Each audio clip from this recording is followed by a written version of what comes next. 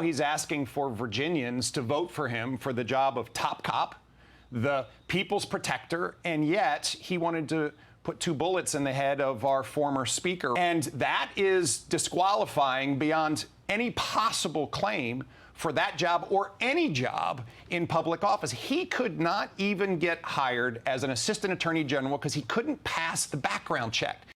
That was Virginia Governor Glenn Youngkin on Democrat Jay Jones. He wants to be Virginia's attorney general.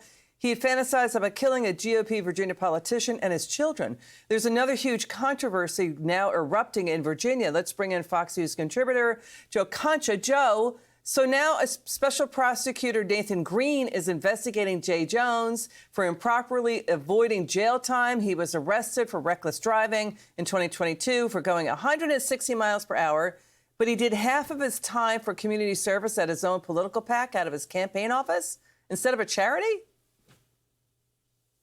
And Liz, this person wants to be the top cop of the Commonwealth of Virginia. I mean, it is utterly stunning and disturbing that Jay Jones is even remotely within striking distance in this race for AG in Virginia. I mean, how any human being could hear about those text messages and still support this person to be the top cop there. I mean, messages that included wanting death, not only on his political opponent, but his wife, his young children who aren't even in kindergarten yet. I mean, you see the text on your screen right here, 2 bullets to the head. I mean, the same person, Jay Jones, said more cops have to die in order to have police reform in Virginia. So this person should be in a mental institution, Liz, before he remotely becomes the attorney general of Virginia. It's disqualifying.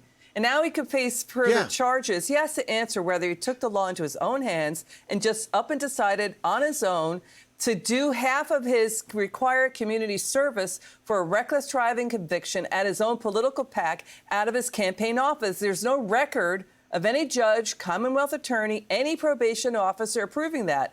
No one has taken responsibility for him doing that. And, local officials are denying that they signed off on it. This involves potential criminal charges like falsifying court documents or contempt. So he's now clearly he should be disqualified. He should be tossed out of the race. Lawmakers are saying that.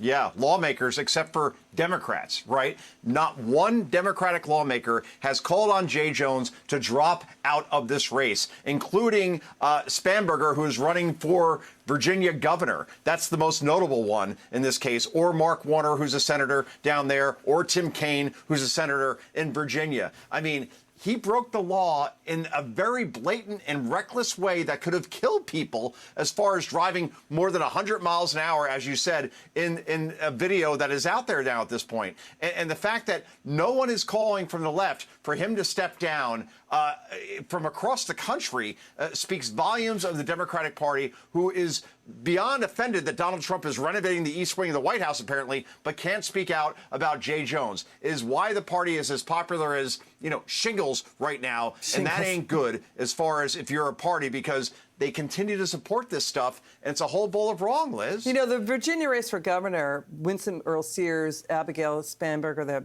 the Democrat, is tightening. It's now down to single digits. What's your forecast on that one? Well, all the momentum right now is with Sears. She's only within 2 points as far as the latest poll I saw from Trafalgar. So Jay Jones may very well bring down Spanberger and put Sears into office. And Glenn Youngkin is very popular there. So I have no reason to believe why Sears can't win there and that Jack Ciattarelli can't win in New Jersey. Thank you, Joe Concha.